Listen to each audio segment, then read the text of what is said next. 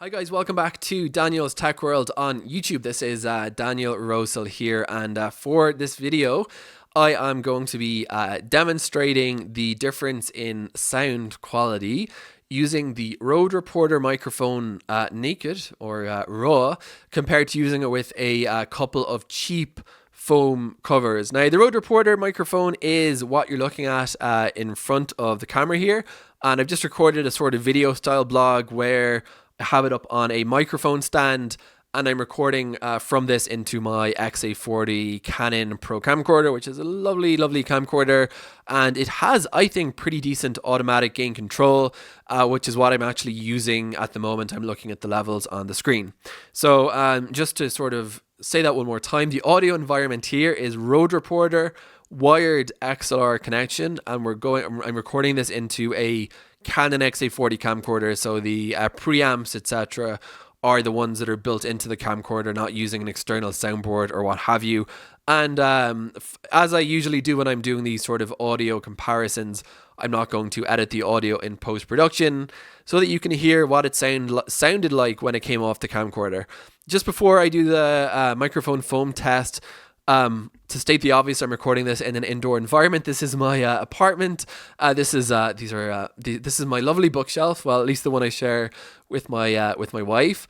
And so we don't have to worry about wind noise in this environment. Although this particular microphone does actually have really good wind noise rejection and handling noise rejection. It's one of relatively few ENG interview specific microphones out there on the market. Sennheiser have the MD42 and the MD46. This is Rode's more budget microphone. I bought this for about $100, and it's actually quite an old microphone. To take it off the stand for a second, it's quite long as well. So that's, I would say, one of the only arguably a disadvantage in terms of, if you know, it looks big, it looks very newsman-y when you are using it to record someone, and that may make your videos look a little bit too old school for your liking, depending on your feelings about big long microphones. Okay, so as I mentioned, this is the microphone as it is without any wind foam on it. I've been speaking in it. Let's do a bit of plosives. The bear pulled for breakfast. The bear pulled brisket for breakfast. I'm just making up sentences here.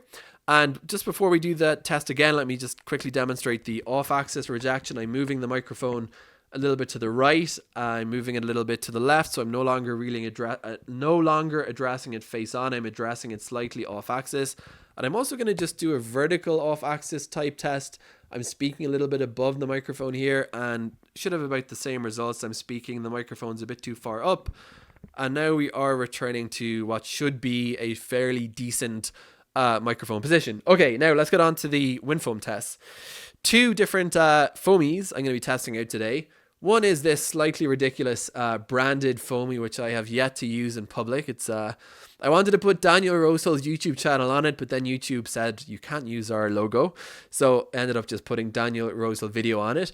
This is kind of a thick custom foamy. I bought it from a place that does custom microphones for news channels, so it should be kind of a, you know, fairly classic news style thing.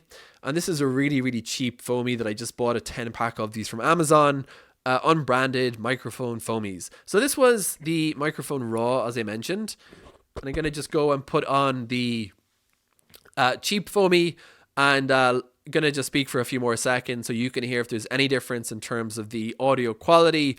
Again, we're going to be using the same recording conditions, XA40, automatic gain control, and there is always a chance when you are putting anything between your voice and the diaphragm on a microphone that the foam is going to change the sound a little bit for better, hopefully, or potentially for worse.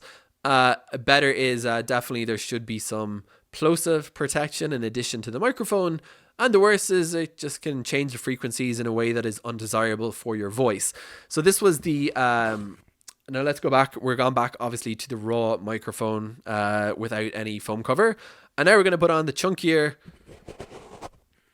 microphone, and I'm going to just, may as well, just to be pedantic, line it up properly.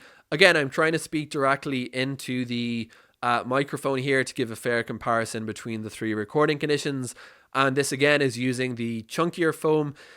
This guy was actually about $25 thereabouts. Probably a little bit of that was the custom printing, but I think it's probably a higher quality. It looks, at least to me, to be a higher quality piece of foam than this, which was like a 10 pack for something like $10. So they're probably $1 per foam. So really, really cheap.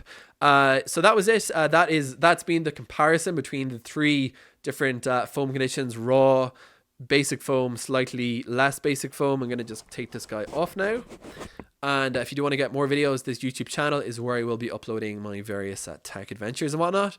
And if you do want to, for whatever reason, get more videos from me in general, check out my personal YouTube channel, which currently goes by the name on YouTube of Daniel Rosel's very random YouTube channel. Whether you own the Rode Reporter or you're thinking about getting it, I hope this gives you an idea for what it's going to sound like, the difference that using different types of foamies will make with this very classic and reasonably budget-friendly workhorse of a ENG/broadcast/interview microphone.